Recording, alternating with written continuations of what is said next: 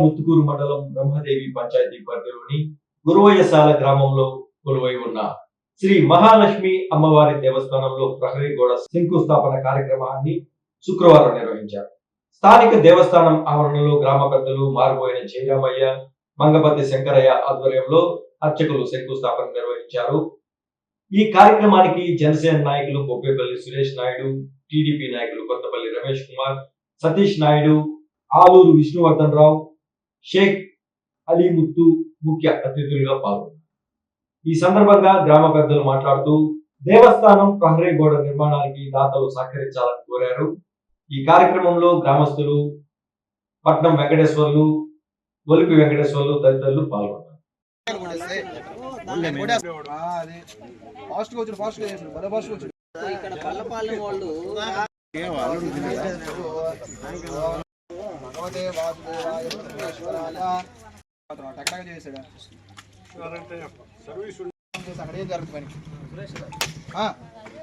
sir ఓం బ్రహ్మాయ బ్రహ్మ